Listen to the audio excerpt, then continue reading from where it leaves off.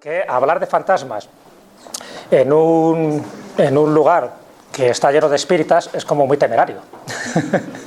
Y nunca me hubiera atrevido a hacerlo si no es porque ya hay mucha confianza y porque saben perfectamente que cuando yo utilizo esta palabra fantasma es porque es una palabra que se utiliza a nivel tradicional, folclórico, antropológico y de uso común. Y luego especificaremos un poco lo que yo entiendo por fantasma, a pesar de que es verdad que todos son espíritus.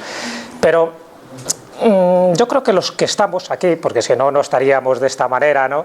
Un poco, pues, en fin, con las incomodidades lógicas, un poco del sitio, del calor, de la aglomeración de personas, pero está claro que hay algo por encima de todo eso que es el interés.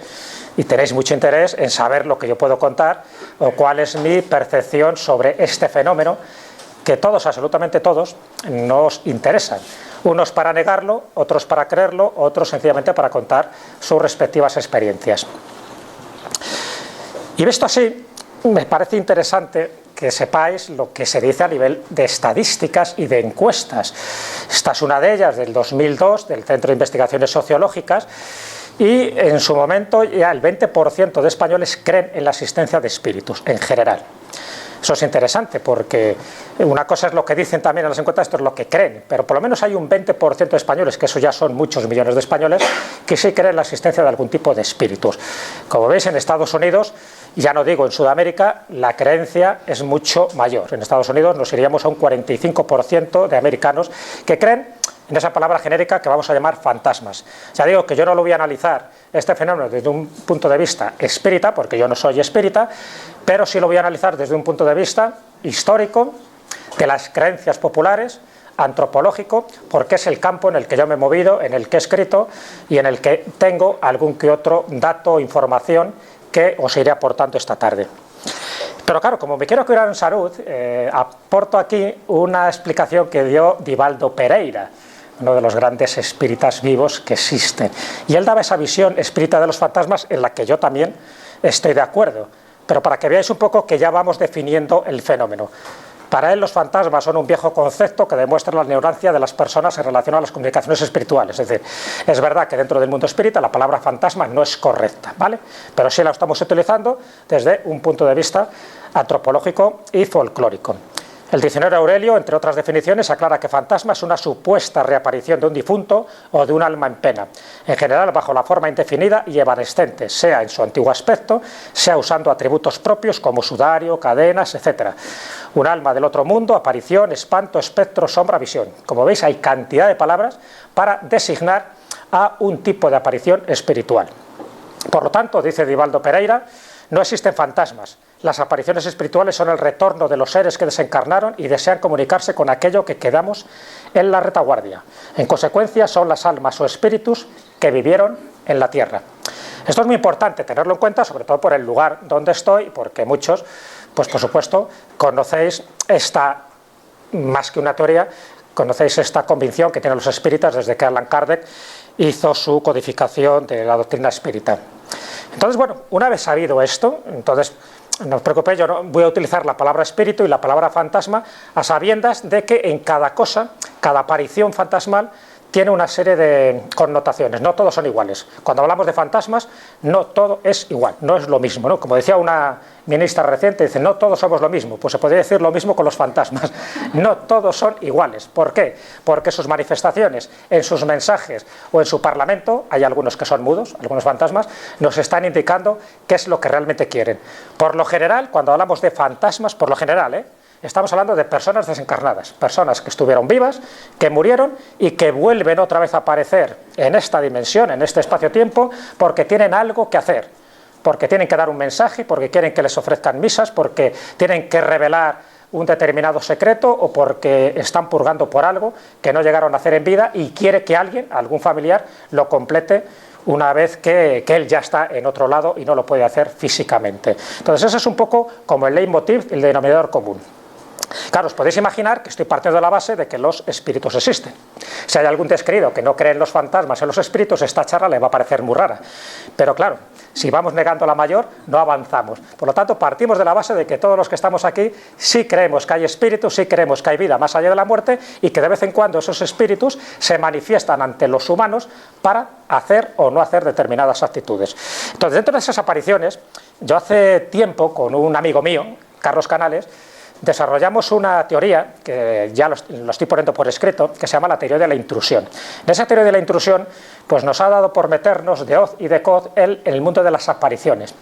Dicho así, el mundo de las apariciones es tan amplio, tan complejo como puede ser el mundo de los vivos. Es tan difícil analizar a un chino como a un mongol o como a un polinesio. Bueno, pues en el más allá, las entidades que están al otro lado son igual de complejas, igual de variopintas, y es muy difícil estudiarlas, entre otras cosas porque nosotros, los humanos, somos seres de 3 dimensiones, tenemos una cuarta que llamamos temporal, pero es que estos seres estamos hablando de 4, 5, 6 dimensiones, entonces es muy difícil llegar a estudiar y comprenderlos, pero aún así estamos haciendo un intento por estudiar estas apariciones daimónicas, que las llamamos nosotros, y dentro de las apariciones daimónicas, por eso me parece interesante empezar por aquí, para que veáis un poco lo complejo.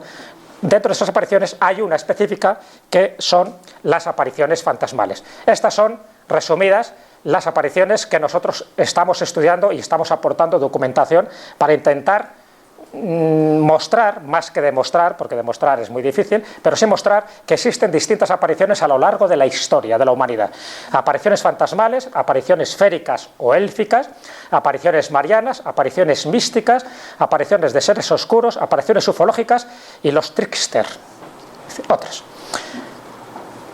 Con esto yo creo que os doy una visión genérica de lo complejo que es todo esto. ¿Qué ocurre? Las apariciones fantasmales tienen una diferencia respecto a las otras. ¿Sabéis cuál? Las otras, las féricas, las marianas, las místicas, los seres oscuros, las ufológicas, estamos hablando de apariciones de entidades no humanas. Sin embargo, las apariciones fantasmales, estamos hablando de apariciones de seres humanos que están desencarnados, pero eran humanos en su momento. Sin embargo, todos los demás son seres que no tienen la naturaleza humana, con lo cual las hace más atractivas, pero también más elusivas. Os podéis imaginar, no voy a hablar evidentemente de las demás, no me voy a meter en el mundo de los elementales, que serían las apariciones féricas, que ya sabéis que es una de mis pasiones y una de mis especialidades. No me voy a meter en las apariciones marianas, porque en alguna charla ya he hablado de ellas, y he hablado qué es lo que persiguen y por qué las llamamos apariciones marianas, a pesar de que muchas veces no es la Virgen lo que se aparece. Las apariciones místicas se tendrían que ver con ángeles, con devas, con santos, que dan, da igual la religión, pero que dan siempre algún tipo de mensaje místico. Las apariciones de seres oscuros son apasionantes y son las que más abundan en el mundo en el que vivimos. Pueden ser antropomorfas, pueden ser animalescas, incluso pueden ser híbridas. Algunas los llamamos demonios, por lo tanto, dentro de esos oscuros estarían eso que llamamos demonios. Y es muy complejo de analizar los demonios y no me voy a meter en esta charla a hablar de ellos. Y las apariciones ufológicas ni os cuento. Esto ya da para tratados enteros. Lo interesante es el séptimo. ¿Alguien ha oído hablar de esta palabra? Los trickster.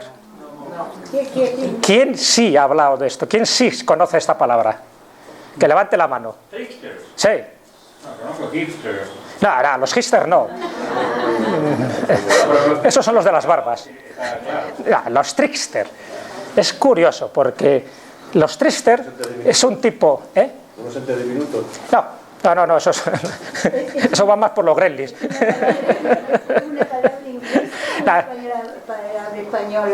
Se utiliza a nivel general. A ver, esta palabra la utilizó Carl Gustav Jung, pero sobre todo a finales del siglo XIX algunos escritores esotéricos lo utilizaron porque se dieron cuenta que había apariciones que respondían a todas estas, pero no eran estas.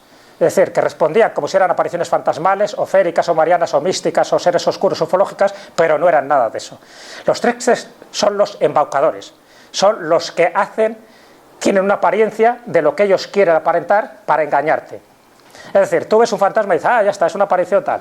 Y no, es un trickster. Quiere aparentar que es un fantasma para darte un mensaje, reírse o epatar. Epatar al burgués, como decían los franceses. Los tricksters es un tipo de entidades poderosas, camaleónicas, interesantísimas, complejas, porque es más difícil seguir el rastro. Si a todas estas es difícil seguir el rastro, imaginaros un trickster. ¿Por qué? Porque puede aparecer como la Virgen María y no es la Virgen María.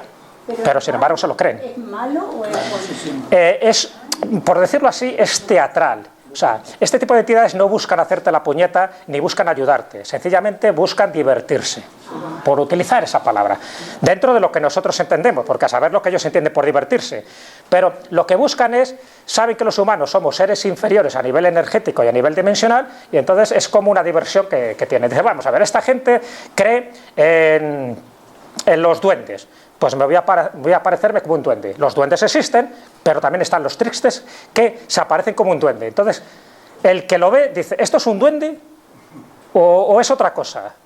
Y entonces el otro se descojona, con perdón.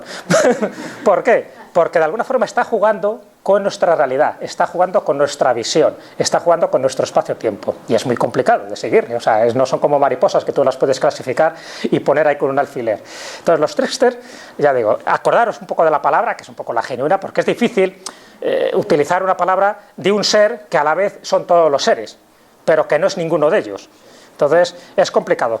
¿A qué me refiero con esto? Que hay veces que hay apariciones supuestamente de algún familiar o de alguna persona querida que se presenta y no es esa persona, es un trickster que está jugando a ver cómo reaccionas y a buscar un poco tus emociones, porque esa es una de las características que tiene este tipo de apariciones. Provocan emociones nuestras porque para ellos eso es, ¿cómo lo llamaríamos? ¿Como una golosina?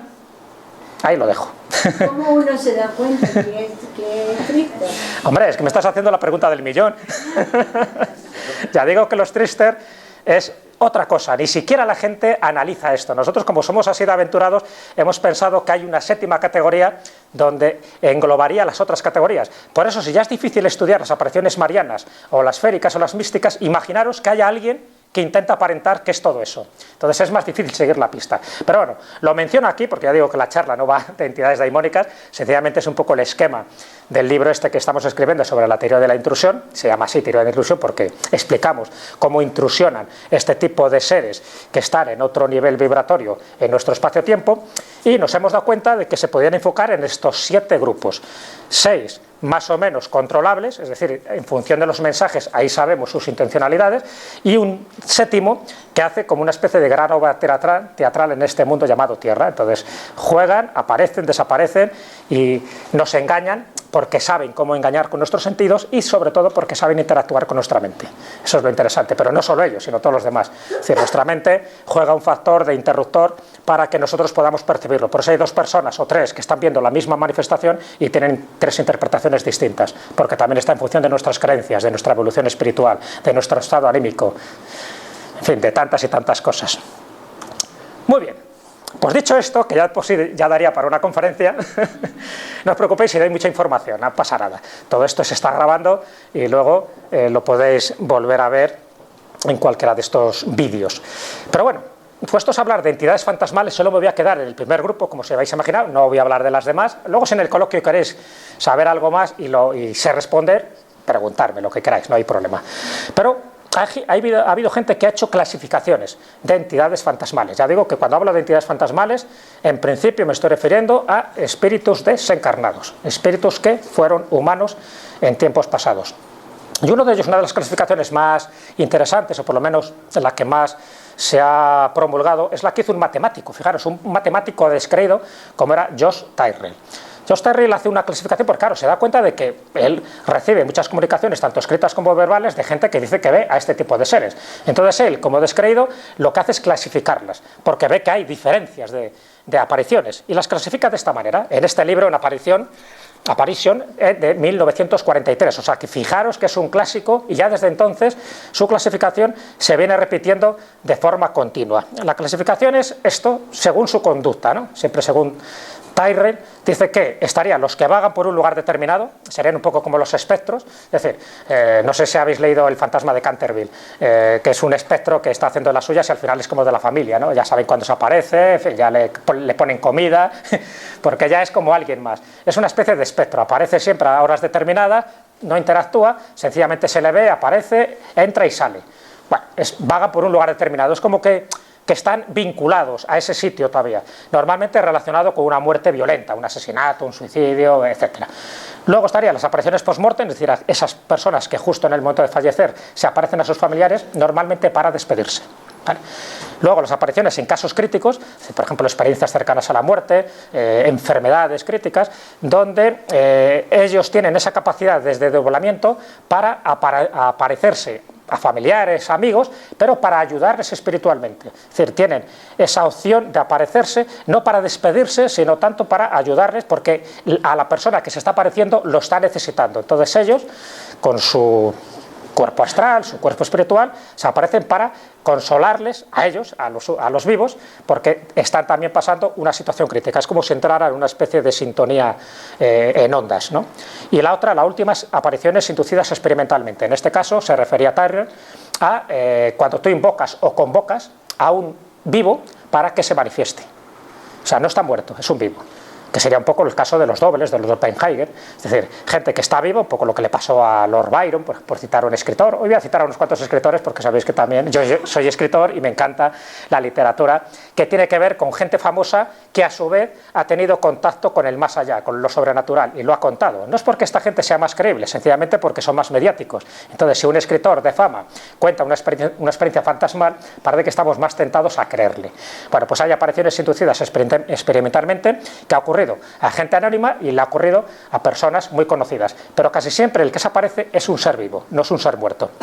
Entonces, bueno, esto es una clasificación de las muchas que se podían dar, pero es muy discutida. Cada investigador analiza los casos como le parecen. El caso, por ejemplo, de Sol Blanco Soler, mi querida amiga Sol Blanco Soler, que en este libro de Hay alguien aquí, ella analiza también este tipo de casos fantasmales, pero los analiza en función de lo que ha investigado en el grupo EPTA. Ya sabéis que ella forma parte del grupo EPTA, el que fundó el añorado, ¿no?, y querido padre Pilón hace unos cuantos años. Entonces, tanto ella como Piedad Cabero, en fin, como Aldo Linares, efectivamente, que ya sabéis que forma parte del grupo EPTA, pues siguen un poco esa senda de ayudar a la gente que en sus casas pues tienen un espíritu que, bueno, que está haciendo de las suyas, hay que ponerse en comunicación con ellos. Entonces, claro, la experiencia larga y yo creo que larvada por la cantidad de casos que han podido vivir en primera persona, pues ha sido lo que ha dado fruto a varios libros. Uno de ellos, el último, Hay alguien aquí, de Sol Blanco Soler, y ella cuenta cosas muy curiosas, ¿no? Yo he tenido conversaciones con ella muy animadas, porque ya sabéis que ella lo cuenta de forma muy desenfadada. ¿Cómo hay que contar este tipo de cosas? Tampoco hay que darle dramatismo, ¿no? Pero ella lo cuenta de una forma muy desenfadada, y lo que cuenta es que ella no ha visto ningún caso de seres fantasmales que hayan venido para hacer daño. Todos los que ella ve es gente que intenta hacer el bien o que pide ayuda, pero no vienen para fastidiar. Claro, no vienen para fastidiar porque estamos hablando de la categoría de entidades fantasmales. Si habláramos de la categoría de seres oscuros, sí vendrían para fastidiarnos, pero es otra categoría de la que no hablaré. Y ella mencionaba, bueno, pues eso, cantidad de casos que ha vivido, que ha experimentado, y decía que lo que le sorprendía mucho en estas comunicaciones que tenían con estos seres del más allá, lo que sorprendía mucho es que estos seres que estaban más allá, que para nosotros son fantasmas, para ellos, nosotros, los que estamos aquí, somos fantasmas. Lo cual es curioso cómo cambia la percepción, ¿eh? Bueno, os cuento el primer caso documentado histórico de fantasma, el primero en la historia. Ya os estoy dando una pista. Plinio el Joven, estamos hablando del siglo I, después de Cristo. Este era, pues bueno, un escritor latino, italiano, sobrino de Plinio el Viejo. Plinio el Viejo era una gran eminencia, ¿no?, que escribió la Historia Natural, una especie de enciclopedia del conocimiento habido y por haber de aquella época. Y Plinio el Joven pues siguió un poco sus pasos, muy curioso él, y entonces él escribió varias cartas. Una de las cartas la escribió a Lucinio, y una de esas cartas cuenta un caso que le pasó a un filósofo, Atenodoro. Este Atenodoro le podríamos considerar el primer cazafantasma de la historia, y cuenta el primer caso documentado de la historia. Hay uno que sería anterior, que sería la epopeya de Gilgamesh, pero bueno, no entramos ahí porque forma parte más del mito. Este lo cuenta como un caso histórico, además da datos históricos, porque Atenodoro existió. Entonces, dice Plinio el Joven en esta carta que escribe a su amigo Lucio, que en Atenas, donde él vivía en ese momento, había una casa que estaba encantada. Y claro, esta casa que estaba encantada no quería vivir nadie. Así que Atenodoro, que era una especie de Juan sin miedo, se entera, él va a pasar una temporada a Atenas, y le dicen, ahí hay una casa que está muy barata porque tiene fantasma. Y dice, ah, genial. porque yo no tengo mucho dinero, así que la alquilo. Dice, y además voy a ver si entro en contacto con el fantasma. Dice, bueno, tú verás, pero aquí no quiere vivir nadie, porque da unos sustos de muerte, y nunca mejor dicho. Así que Atenodoro, tengo la imagen, se ha dibujado la imagen de lo que veo, pero os pongo en antecedentes. Así que Atenodoro pues habita la casa de Atenas. Estamos hablando, fijaros, hace 2000 años de todo esto. ¿Y qué ocurre? Que muy bien. Dice, pues me sale barato, y como sé que más o menos a qué hora se presenta el fantasma, según le habían dicho, él lo que hace es que coge unos papeles, en fin, una lucerna para escribir por la noche y para estar despierto, para que cuando aparezca, que él esté, en fin, en plenas facultades. Y efectivamente, él está escribiendo, tal, con su lamparilla, con su lámpara, y aparece el fantasma. Aparece un ser demacrado, viejo, con barba, un hipster de la época, pero efectivamente pues, se le veía que no estaba en su mejor momento. Y encima aparece con grilletes en las manos y en los pies y con cadenas, arrastrando cadenas. La historia esta de los fantasmas que habéis visto con cadenas, que tanto se oye, la primera historia es esta, la de Plinio el Joven. Es el primero que lo dice. A partir de ahí la gente lo ha repetido. El clásico fantasmas con las cadenas. Qué cansinos, qué pesados. Pues es Plinio el Joven el que lo dice. Bueno, pues Atenodoro está escribiendo. Aquí tenéis la imagen. Chan, chan. Atenodoro es el que está sentado, claro.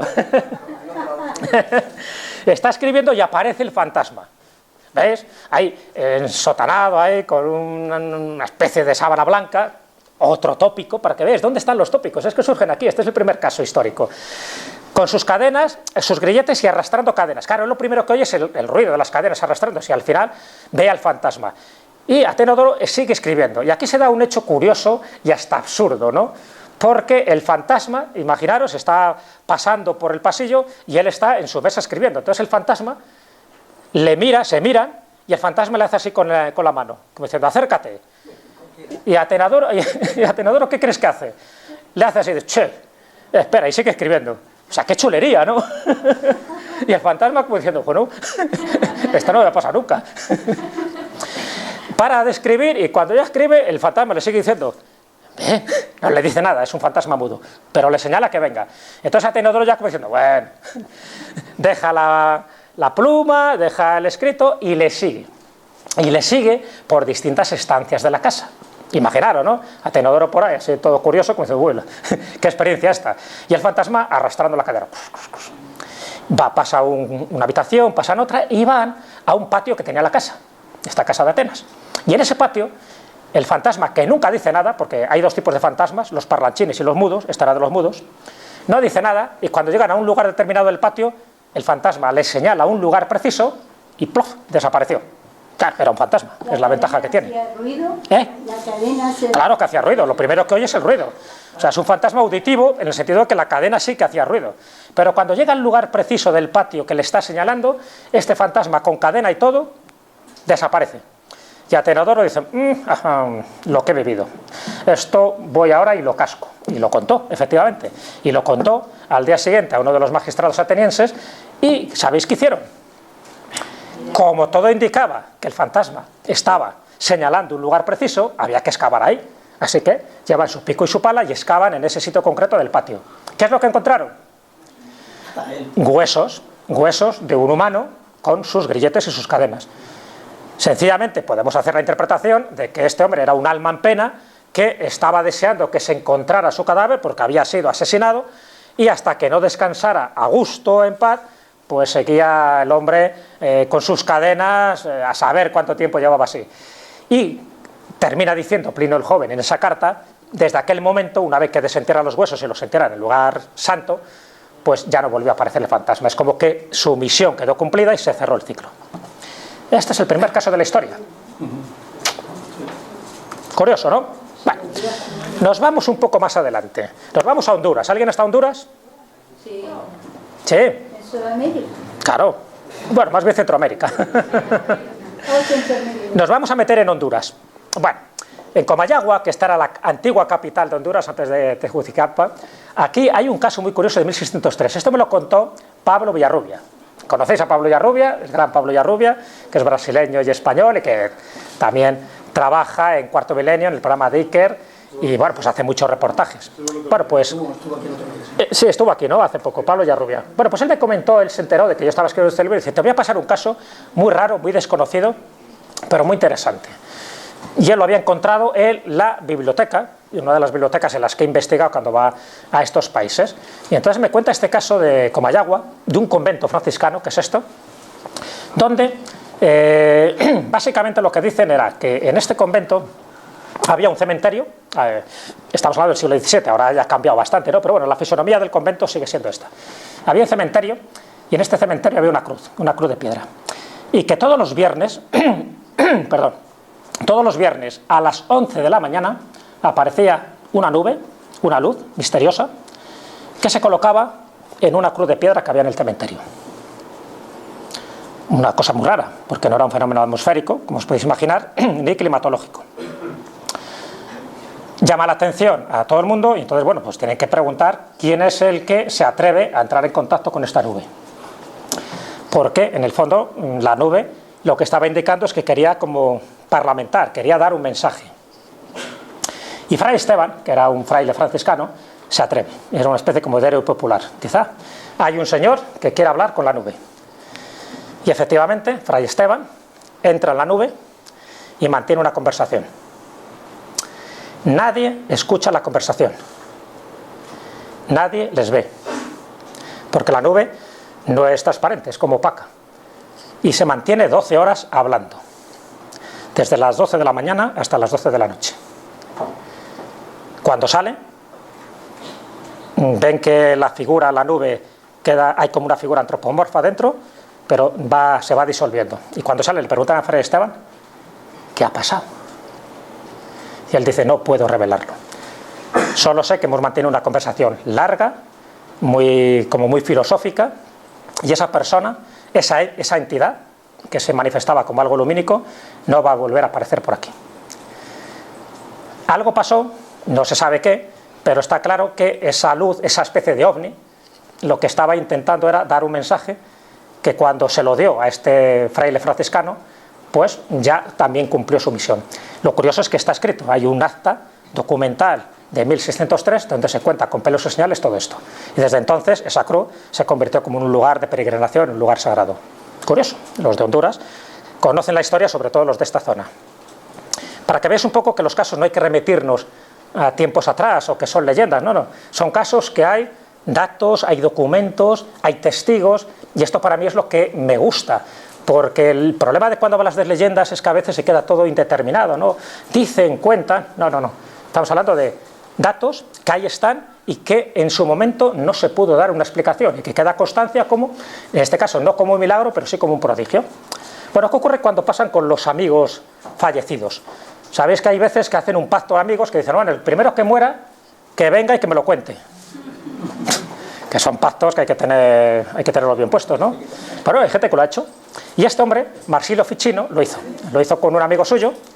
Marsilio Ficino es un personaje histórico, un médico, filósofo, ocultista del siglo XV, y hace un pacto con este amigo, y el primero que muere es este, Marsilio Ficino, y muere un 1 de octubre de 1499.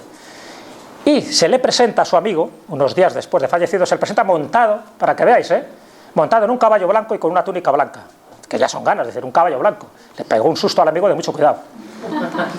Pero claro, quedó constancia, porque estamos hablando de un personaje conocido. Entonces esto se describió por parte del amigo y luego se divulgó en determinados libros. Marsilio Ficino llegó desde el otro lado para demostrar, porque ese es el pacto que había hecho con su amigo, para demostrar que el más allá existía. Y vino además con toda la pompa y todas las circunstancias montado en un equino. ¡Hala! Para que quede, para que veáis que también los caballos están al otro lado. Cesario de Heisterbach, un monje de finales del siglo XIII. Este escribió varios relatos fantasmales de la época y escribió uno muy interesante, también un poco relacionado con estos amigos. Dice que había dos amigos nigromantes que estudiaron precisamente nigromancia en Toledo. Sabéis que Toledo tiene fama de que había antes una cueva donde el diablo pues impartía sus saberes heterodoxos. Entonces había dos muchachotes alemanes que quisieron hacer allí sus prácticas y hicieron el mismo pacto: el primero que muera que se lo cuente al otro. Y efectivamente uno murió. A los 20 días, justo en la fecha que él dijo, dice, a los 20 días que aparezca. A los 20 días apareció muy demacrado también, y con los efectos de estar en el purgatorio, con olor a chamusquina y con todas esas cosas, ¿no? Y entonces, claro, también el amigo se pegó un susto, pero se confirmó lo que ellos pretendían, que el más allá existe y que cuando tienes los permisos necesarios puedes venir a este lado para dar testimonio. Entonces, hay varios casos, y este que me llamó la atención porque dice que aprendieron, precisamente estaba en el purgatorio por aprender las artes nigrománticas, por aprender, por decirlo así, la sabiduría del camino de la mano izquierda. Entonces, como habían coqueteado con la magia, con el diablo, con las ciencias prohibidas, pues le había tocado pasar una temporada en el purgatorio. Entonces le vino para advertirle: ten cuidado, que mira lo que me ha pasado a mí, así que a ver lo que estudias a partir de ahora y no vuelvas por Toledo, por Dios, no vuelvas. Bueno, el monje, que se habían hecho monjes los dos, ¿no? Entonces le pregunta a su amigo, al alma en pena, que viene ahí con las penas del purgatorio, ¿qué tiene que hacer? Que aparte de eso, ¿no? Aparte de que tiene que, en fin, cumplir más los mandamientos de la ley de Dios. Dice: ¿en qué orden me puedo meter? ¿Qué orden es la más adecuada para que no me pase lo que te ha pasado a ti? Dice: te tienes que meter en la orden cisterciense, porque aquí los que son cistercienses vienen muy poco al infierno, muy poquito.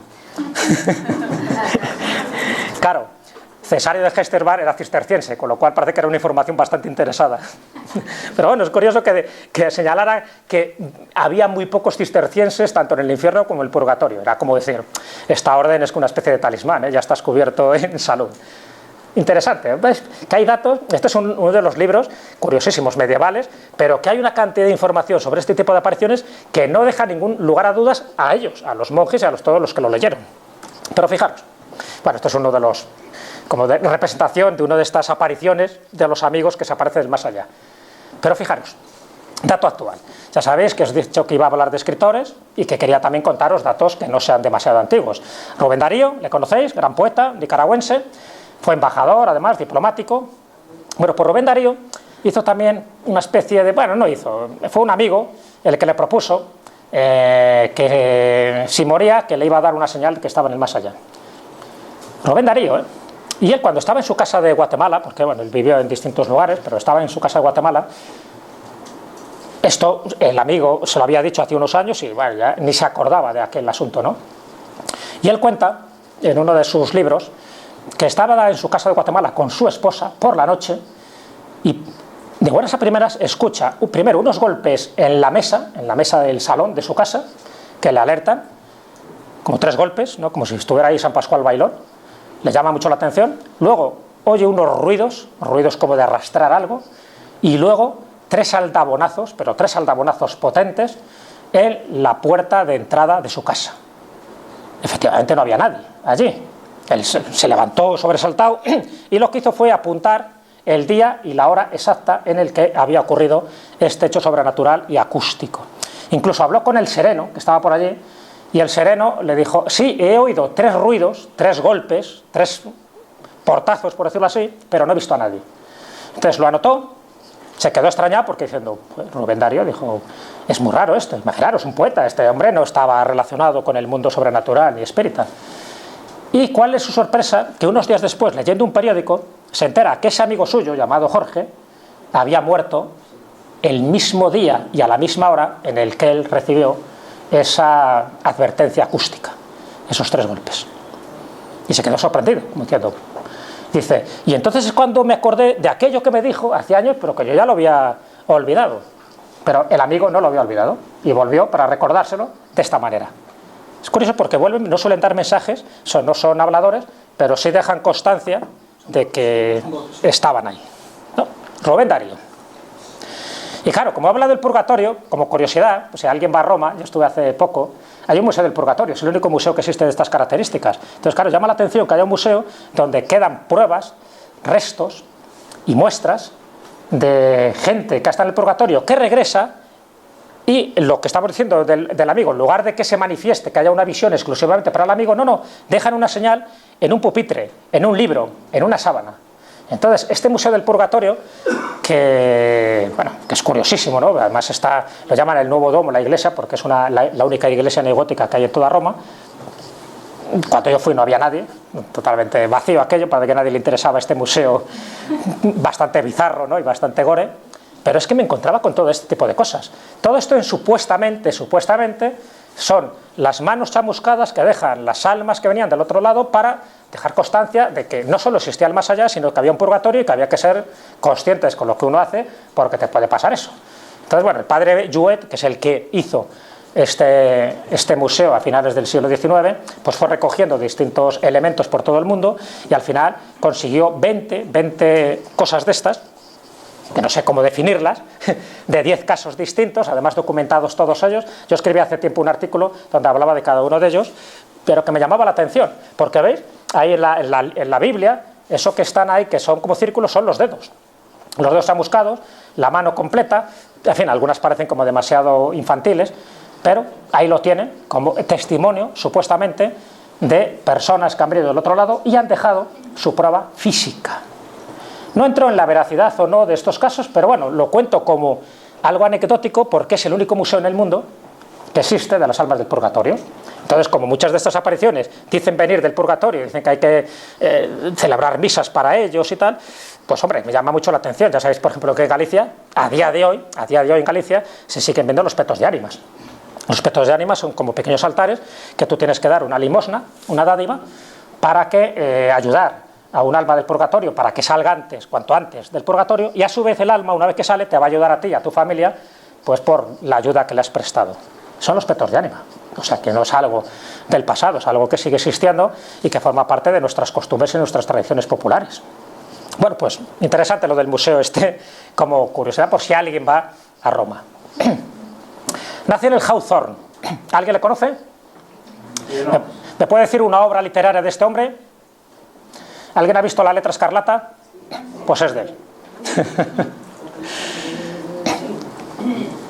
No es muy conocido, no es de los escritores norteamericanos más conocidos, pero bueno, La letra escarlata, una gran novela de su momento que luego fue llevada a la pantalla por lo menos un par de veces. Bueno, este hombre cuenta un caso muy curioso cuando estaba en Boston. Él era aduanero en Boston. Claro, él no se dedicaba solo a la literatura, tenía que dedicarse a otro tipo de menesteres. Y cuando estaba en Boston, él frecuentaba la biblioteca del Atheneum. La biblioteca del Atheneum es como, ¿cómo os diría? Como un casino de ahora. Un casino no de juego, sino de esos casinos que se reúnen personas mayores para leer, para jugar, para hablar entre ellos y tal. Pues esto era algo parecido. Entonces él se iba por allí, era joven en aquel momento, y bueno, le llamaba la atención todo lo que se vivía en ese casino, en esta biblioteca. Y una de las cosas que le llamó la atención era que conoció a este hombre, al reverendum Thaddeus Harris. Siempre se sentaba en el mismo sillón para leer el Correo de Boston, que era el periódico local de allí.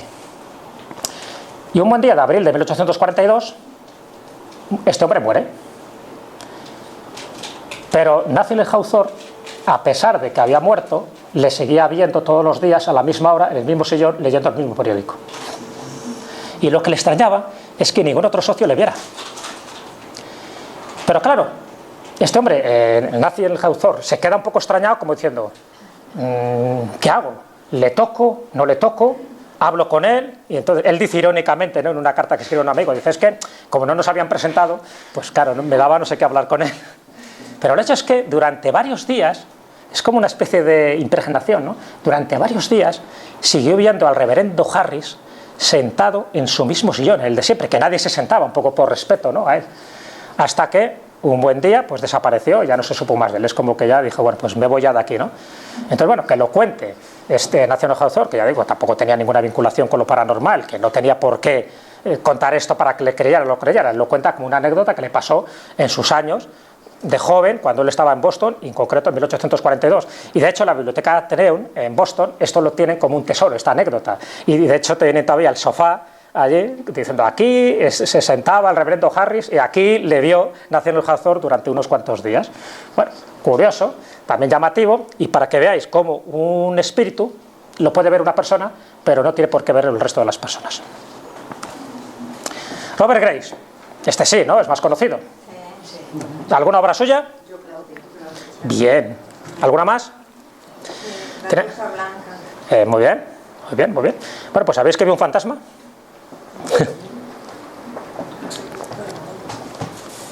Este hombre luchó en la Primera Guerra Mundial. Estuvo en el frente de Francia y allí conoció a un soldado, joven igual que él, que por las peripecias pues le perdió la vista. Sí que se acordaba de él por su fisonomía. Entonces lo que cuenta en esta obra, Adiós a todo eso, es una obra autobiográfica donde cuenta un poco sus anécdotas del pasado, bueno, su vida. Quedó muy desengañado, por supuesto, de la guerra, ¿no? Y él en sus últimos años fue a vivir a Della, a Mallorca. Y una de las cosas que cuenta en Adiós a todo eso es la anécdota con este soldado en la Primera Guerra Mundial en 1916. Estaba en el frente de Francia y el soldado, bueno, pues eso, se despiden y se entera posteriormente de que, bueno, de los muertos que hubo en una de las batallas, uno era este amigo suyo, este soldado, que había caído. No le dio más importancia, esto fue en mayo, pero en junio, cuando él estaba en una de estas localidades francesas, ve cómo alguien está asomando por la ventana donde él está, asoma, le mira, él le reconoce, él ve que era este soldado muerto, y cuando él vuelve a asomar por la ventana para intentar entablar conversación, ya no está. Entonces, bueno, se dio cuenta de que de alguna manera ese soldado, pues bueno, quería un poco como despedirse de él, aunque esto había ocurrido un mes después del óbito en aquella batalla, y lo cuenta un poco como diciendo, no sé cómo explicarlo, no entendía el fenómeno, pero que lo podíamos englobar dentro del mundo de la fantasmogénesis. Que lo cuente Robert Grace, pues también es lo que os decía, me da como mayor credibilidad porque tampoco tenía ningún interés en estar engañando al personal. Pero es que es algo parecido le pasa a Wilfred Owen. Owen es menos conocido, este era un poeta inglés que también estaba en el frente de Francia en la Primera Guerra Mundial, y cuando él está en Ors, una localidad francesa muy cerca del Paso de Calais, pues el 4 de noviembre de 1918 él muere. Wilfred Owen es conocido, ya digo, es un poeta, murió muy joven, como os podéis imaginar, pero es muy conocido, era muy conocido en la Inglaterra del momento. De hecho, está su fotografía, así como de gente no tenemos fotos de él, sí, porque dejó varios libros de poemas. Bueno, pues ese mismo día, a esa misma hora, de ese 4 de noviembre de 1918, se apareció ante su padre en su casa de Londres, se apareció ante su hermano, que estaba en un buque de guerra en aquel momento, y su hermano se quedó sorprendido al verle que estaba sentado en una silla, tampoco pudo mantener una conversación con él, pero evidentemente reconoció que era su hermano.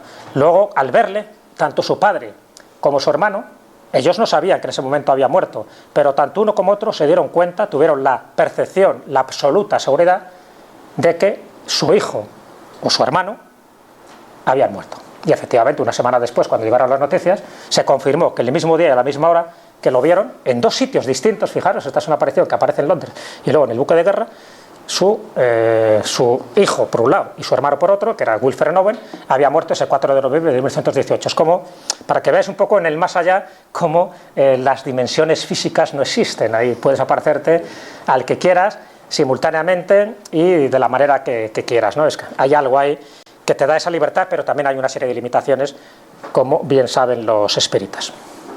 Este es uno de sus poemas, ¿no? En español, bueno, pues os recomiendo, ¿no? Ahora que habéis descubierto a Wilfred Owen, leer sus poemas, porque la verdad es que tienen muchísimo simbolismo. Es como muchas veces cuando lees sus poemas, como si él ya intuyera de que iba a morir joven y que iba a dejar un cadáver bonito, como decía James Dean. Tim Cook, no lo confundáis con el director ejecutivo de Apple, que también se llama Tim Cook, los informáticos de aquí le conocerán. Este es un historiador canadiense. Bueno, pues recogió testimonios de soldados canadienses en la Primera y Segunda Guerra Mundial, pero testimonios no los cotidianos, sino los extraños, los sobrenaturales, aquellos que le contaron a él, o puedo recoger en distintas cartas, bueno, porque él, evidentemente, muchos de los que con él habló ya eran muy mayores, pero se recogió diarios íntimos, cartas, testimonios, recortes de periódicos del momento, y hizo este libro, un libro que se ha publicado hace unos meses. Bueno, pues lo que cuenta es increíble, porque cuenta cómo muchos soldados se salvaron de una muerte segura por una aparición. Uno de los casos que cuenta Tim Cook es que había un soldadito que estaba en una trinchera, era de noche y había un bombardeo y estaban todos atemorizados, y él dice que en un momento dado ve a su madre, él estaba en la trinchera, su madre con una claridad meridiana, solo lo ve él, y él hace caso a la aparición, porque la madre le está indicando que se acerque, que vaya hacia ella. Él sale de la trinchera ante los ojos estupefactos de sus compañeros, como diciendo, ¿qué haces? ¿Dónde vas? Pero él se sentía impelido a ir donde estaba su madre, y justo cuando se acerca en el lugar donde estaba su madre, que eran unos metros más allá, cae un obús en la trinchera y mata a todos sus compañeros. Y él luego cuenta, en ese testimonio que recoge Tincut, que gracias a su madre salvó la vida.